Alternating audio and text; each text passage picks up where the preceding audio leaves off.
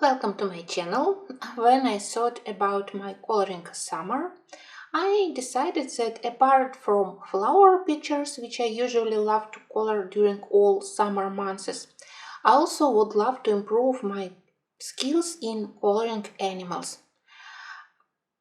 I would love to make a good progress in Fragile World by Kerberazanez, in Nelko Neko, and of course in Kanoka Yakuza. For me, pictures with animals by Kanoka Yakuza, they are the best. She has very delicate line art and her light pen strokes, they also are very helpful. They are hinting you how to do fur, how to do shading. So for me, they are easiest and most pleasurable to color. But I love to color animals in books by many artists, and I decided to dedicate this video to my best, to my favorites, pictures with animals which I already have colored.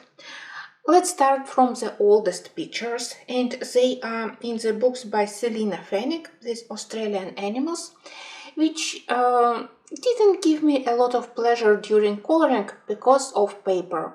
You know, when you color animals, apart from obvious skills which you need, there are also several enemies. They are dark lines and especially it's bad paper. Here paper isn't bad, but it's thin and it's not very good for multiple layering. I think that if you want to do realistic fur, you need to be able to do layering. This paper isn't good for such technique, so I had to use several tricks on this paper, and I love this book because it gave me knowledge about animals which I didn't know. I started to follow on Instagram several Australian zoo or other places which preserve save native plants, flowers, but also of course animals of Australia. So it gave me a lot of knowledge. And regarding pictures, here I selected as my favorites those pictures where, despite the bad paper, I managed to do quite a good texture. This echidna, it was extremely difficult to color because from the beginning I didn't know how to show those long needles, huge amount of them, and also intricate coloring, because when I looked at reference pictures, those needles, they had this gradient from almost white tip, then yellow in the middle and quite dark near the base. It was a challenge to color them. And also there is a more fluffy part of the body, which is also not very easy to do. But I think that everything went quite well, and thanks to just one trick, I combined harder and softer pencils. I even used such not very frequently used pencils in my stash, like Black Widow, set for dark skin tones. They were quite good for doing those needles. So I think that everything went quite well for the echidna. And the second one, maybe here the texture, individual hairs on fur, I decided that I don't want to do it. I decided to concentrate on shading on the body, especially on the mother's body of the quolls. And I think that I managed to show this multiple orange, brown, orange, yellow, and even beige yellow colors on the body of quoll. Honestly, I simply try to find nice reference pictures where you can see all the parts of the body of the animal, and it helps you to find matching color in your palette. And again, the same trick, softer pencils to be able to cover this paper without visible texture, and then with darker pencils you can try to add texture, you can work on the shadows, making your animal more three-dimensional. So that's two of my favorites in Australian animals. Honestly, to color birds it's much easier for me, so I much more enjoyed doing birds here.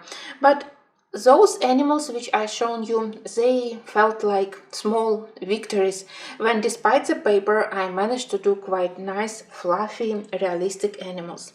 Another very old picture, but still one of my favorites, it's this cat.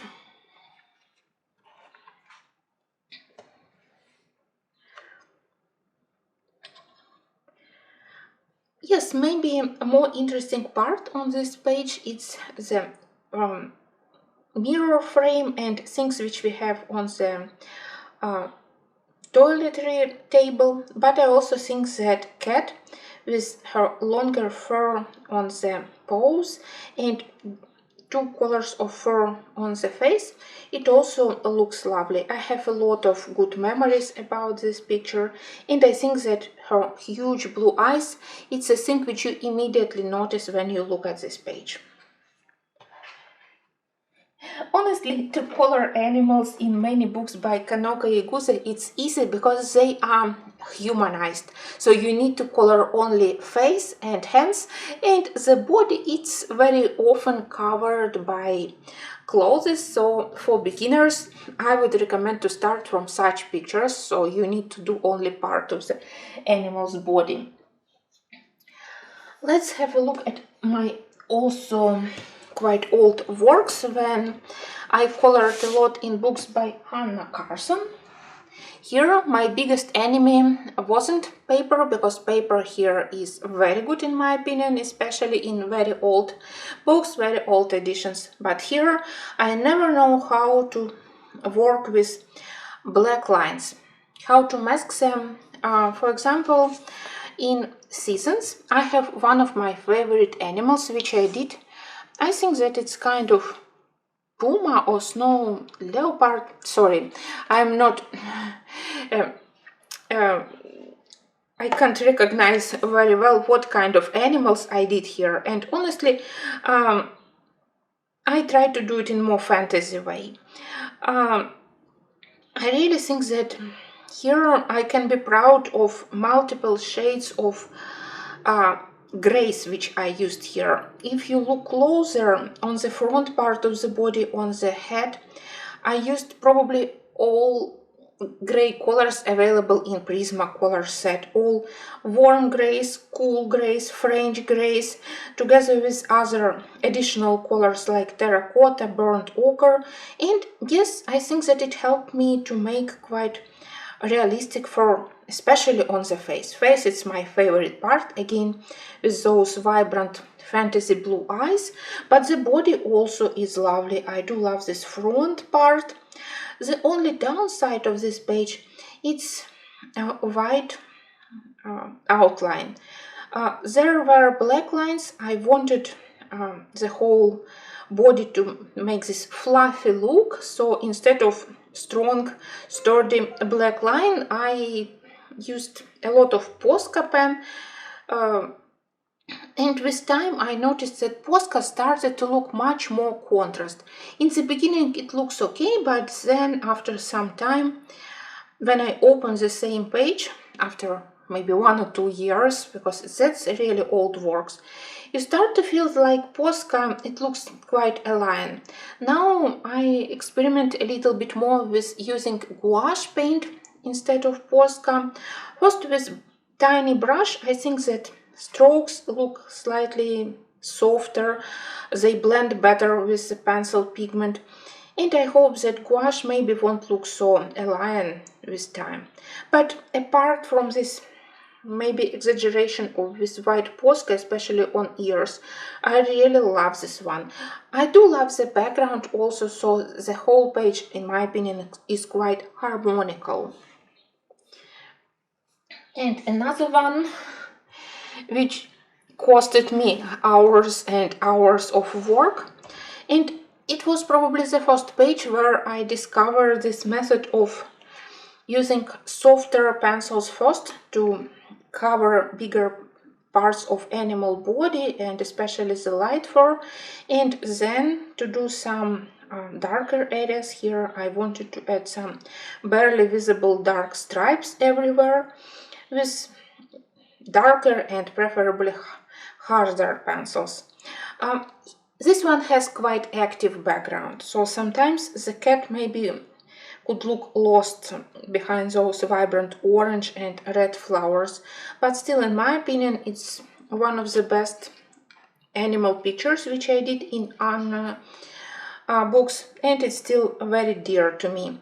It has quite nice fantasy background, and cat looks quite fluffy, determined, and very magical. Now we move to more recent pictures.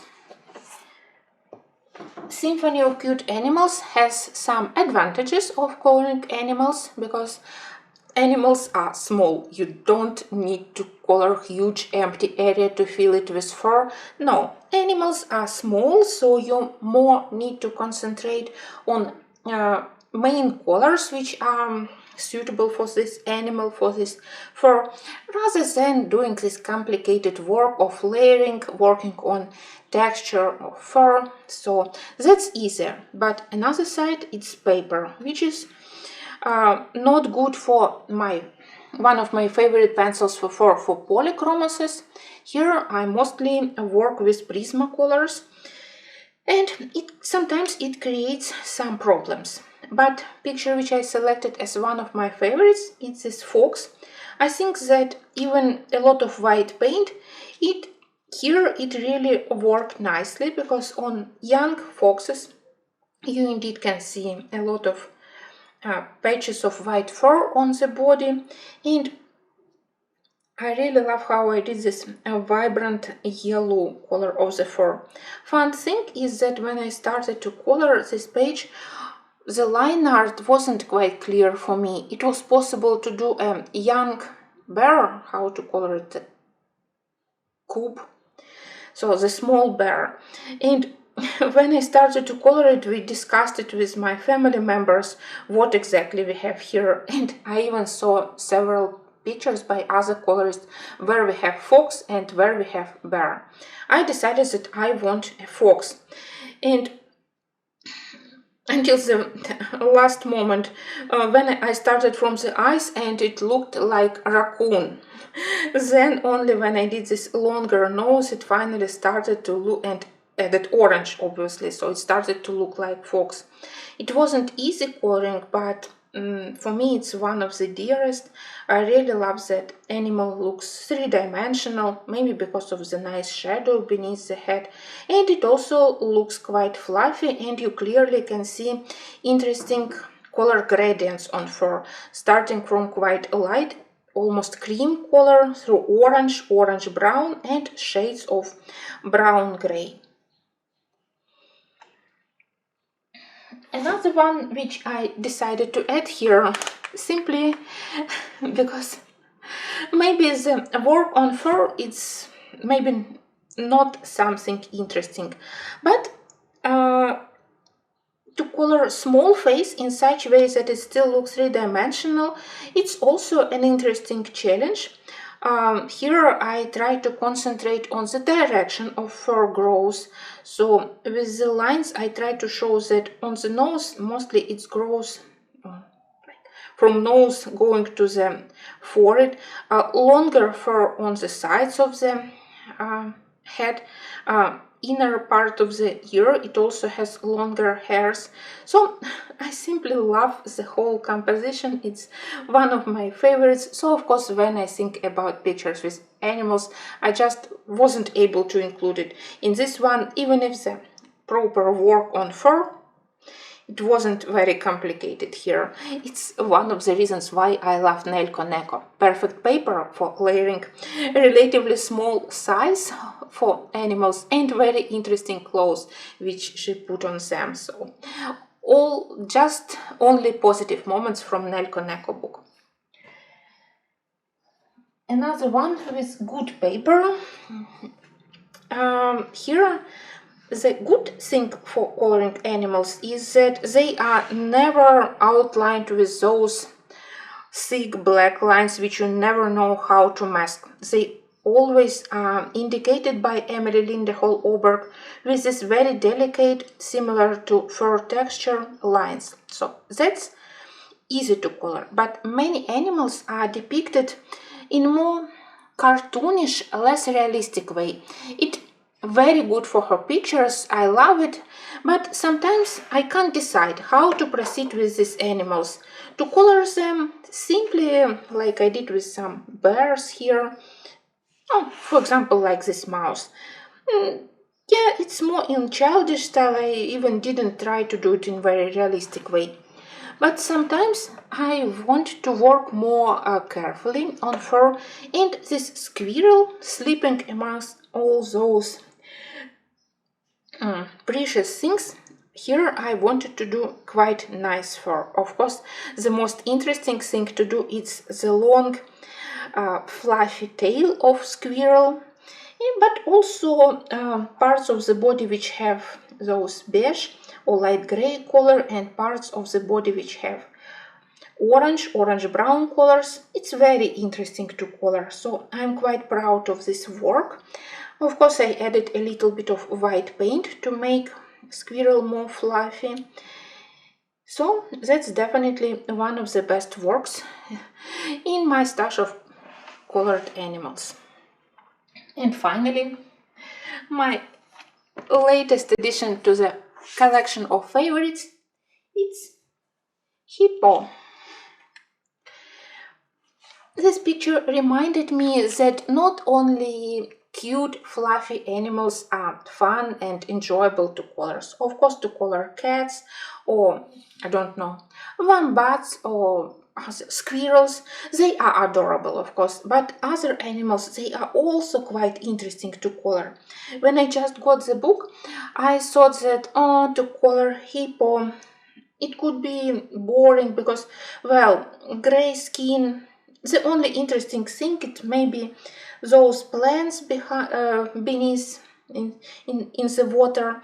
But now, when I started to think with slightly different perspective, now I am not afraid to make pictures a little bit more artistic.